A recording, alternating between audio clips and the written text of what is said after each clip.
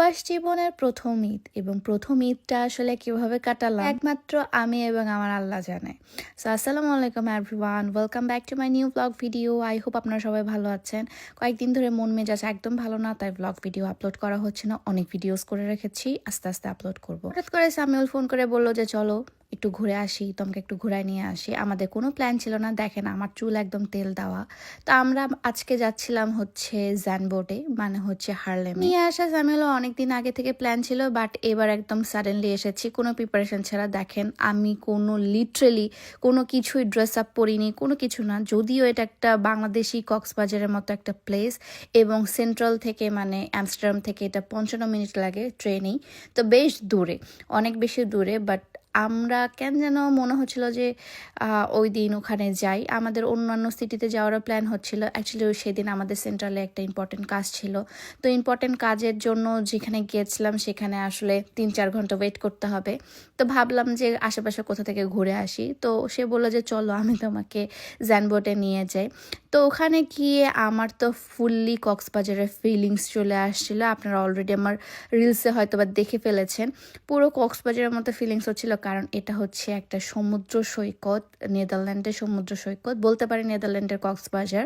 সেখানে গিয়ে আমি হচ্ছে কিছু সি ফুড ট্রাই করছিলাম। এখানে কিছু মাছ নিয়েছিলাম, আমি এখানে চিংড়ি ফ্রাই নিয়েছিলাম এবং ওখানে একটা মাছ, কি যেন মাছ বলে, ওটা ফ্রাই নিয়েছিল। আমি সি ফুড লাভার একদমই না, আমার সি ফুড একদমই পছন্দ না, কিন্তু এখানে আমার খুবই বেশি মজা লাগছিল। একদম গরম গরম ফ্রাই করে দিয়েছিল এবং ঠান্ডা ওয়েদারে এই ক্রিস্পি প্রন চিকেনটা খেতে বেশ ভালো লাগছিল। এবং সে যে মাছটা নিয়েছিল সেই মাছটার মধ্যে স্মেল জিনিসটাও খুবই কম ছিল। দ্যাটস ওয়াই আমার সেই মাছটাও অনেক বেশি ভালো লেগেছিল। বাট এই চিংড়ির যে মানে ফ্রাইটা ছিল, এটা অসাধারণ ছিল। তো আমাদের নর্থের দিকে একটু কাজ ছিল, নর্থের দিকে আমরা এখন চলে যাব। এদিন সারা দিন আসলে নেদারল্যান্ডের বৃষ্টি ছিল। নেদারল্যান্ডের বৃষ্টি খুবই কমন একটা ওয়েদার, এবং বৃষ্টি এবং মানে ঝড় তুফানের মতো সবসময় লেগেই থাকে। বাট আমার কেন যেন ওই দিন একদমই ঠান্ডা লাগছিল না, গরমই লাগছিল বরঞ্চ। এসে দেখি যে আমার ঈদের ড্রেস চলে আসছে, তাও আবার পাকিস্তান থেকে। আমি ডিরেক্টলি ওয়েবসাইটের মাধ্যমে আসলে এখানে মানে ডেলিভারি নেওয়াইছি DHL এর মাধ্যমে। সো এটা দেখে তো আমি পুরো এক্সাইটমেন্টে ভরে যাচ্ছিলাম, কারণ ফাইনালি আমার ঈদের ড্রেস আসছে, তাও আবার পাকিস্তানি ঈদের ড্রেস। যদিও আমি এখন পর্যন্ত পরিনি, খুব সুন আমি এটা পরে ছবি আপলোড করবো না। এটা ভানিয়ার একটা ড্রেস, আই হোপ আমি স্পেলিংটা ঠিক বলেছি। এবং এটা একটা লং ড্রেস এবং এটা ভেলভেটের উপর পুরো কাজ করা, কারণ হচ্ছে এখানে তো একটু ঠান্ডা বেশি, তাই আমি ভেলভেটটা নিয়েছি।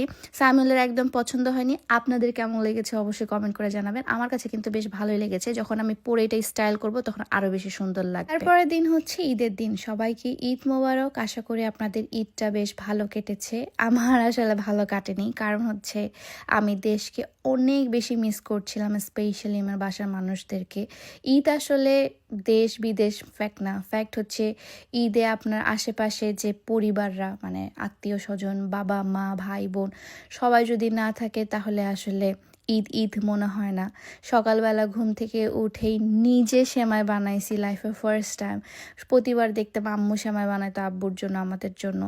ফর দ্য ফার্স্ট টাইম আমি সেমাই বানাচ্ছি এবং লিটারালি আমি এডিট করতে করতে কান্না চলে আসতেছে, কারণ হচ্ছে এই ফার্স্ট টাইম আমার ঈদ এবং আমার পুরা পরিবার ছাড়া কেউ নেই আমার সাথে, শুধুমাত্র আমার হাজব্যান্ড বাদ দিয়ে। তাও সে কাজের জন্য আসলে বাইরে গিয়েছিল, বাসায় কেউ ছিল না। একা একটা ঈদ পালন করা খুবই কষ্টের, কারণ আসলে বিদেশে তো আমাদের মতো আসলে ঈদের ছুটি থাকে না, বা তারা তো ঈদ বলে কোনো কিছু মানেও না, তাই তাদের কোনো ছুটিও থাকে না।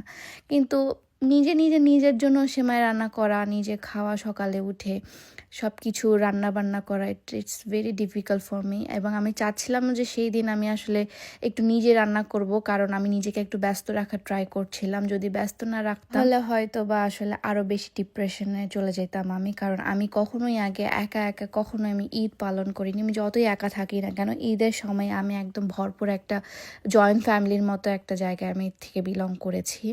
তো একদম একা একা ভালো লাগছিল না, তাই ভাবলাম যে আজকে মাংস করব, পোলাও করব এবং হচ্ছে আলু ভাজি করব।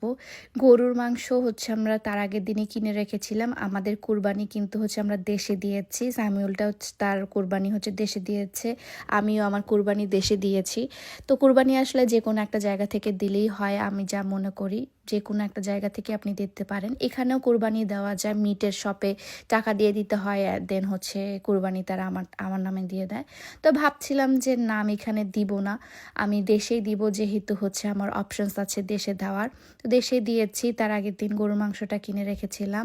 গরুর মাংসটা বেশ ভালোই ছিল, খারাপ ছিল না, এবং আমার হাতের গরুর মাংস অনেক বেশি মজা হয়। শুধু একটু আমি লবণটা হেরফের করে ফেলি, একটু লবণ বেশি দিয়ে ফেলি সব সময়, বাট ব্যাপার না। আমার হাজব্যান্ড আসলে আমার হাতে গরুর মাংস খুবই বেশি পছন্দ করে। ইভেন আমি নিজেও আমার হাতের গরুর মাংস অনেক বেশি পছন্দ করি।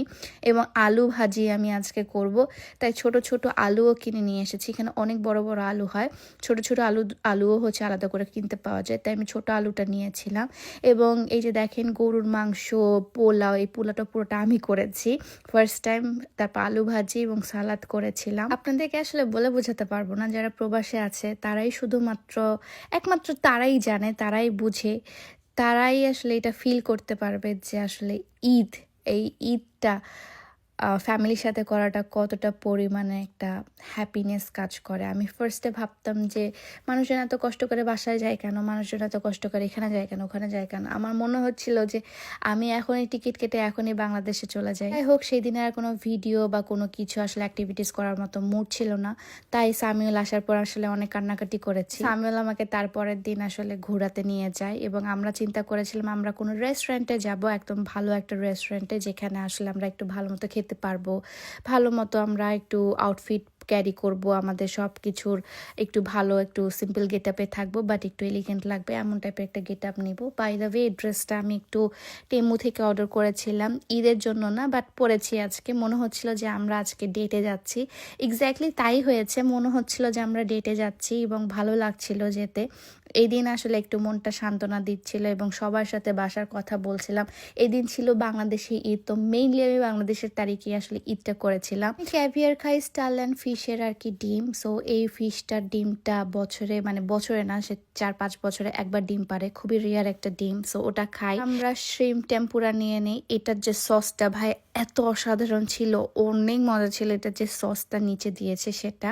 দেন আপনাদেরকে দেখায় তাদের ওয়াশরুমটা, এটা লিটারালি পুরোটা জুড়ে তাদের ওয়াশরুম, এবং এত ভৌতিক একটা ওয়াশরুম ছিল, চারিপাশে শুধু অন্ধকার, একদম ডিম ডিম করে একটু লাইট জ্বলছে এরকম টাইপের ওয়াশরুম ছিল। তারপর হচ্ছে আমরা মেইন কোর্সে চলে যাই। আমরা বিফ স্টেক নিয়েছিলাম, সাথে হচ্ছে জাপানিজ একটা মাশরুম ছিল এবং একটা ড্রিঙ্কস নিয়েছিলাম। এই ড্রিঙ্কসটা অসম্ভব মজার খেতে ছিল, কিন্তু ডেকোরেশনটা অনেক বেশি মজার ছিল। এবং এখানে আমরা ব্যানানা আইসক্রিম নিয়েছিলাম এবং একটা চকলেট টার্ট নিয়েছিলাম। সামিউল বলছে ব্যানানা আইসক্রিম এত মজা হয় কিভাবে, অনেক মজার ছিল এটা।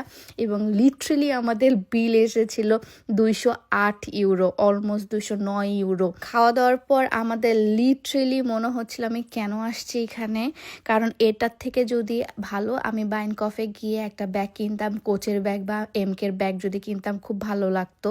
তাও আমি বাইন কফে গিয়ে আমার একটা সেটিং স্প্রে কিনেছি, শার্লেট টিলবারের সেটিং স্প্রে, এবং সামিউল এখানে কিছু পারফিউমস দেখছিল।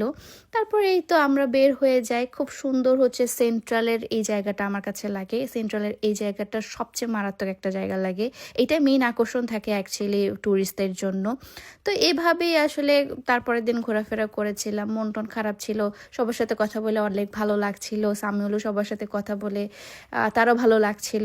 তারপরে বাসায় এসে আমি একটু চিকেন স্টেক ভাজি, আমার চিকেন স্টেকটা অনেক বেশি মজার হয়, সামিউল অনেক বেশি পছন্দ করেছে, সো তার জন্য একটু চিকেন স্টেকও ভেজে দিই। এভাবে আসলে আমার ঈদটা পার হয়েছে, ভালো খারাপ সবকিছু মিলিয়ে, মন খারাপ সবকিছু মিলিয়ে আসলে ঈদটা পার হয়েছে। বাট যা হয়েছে আলহামদুলিল্লাহ, আল্লাহ সবকিছু ভালোর জন্যই করে, অ্যান্ড আমি অনেক ধৈর্যশীল।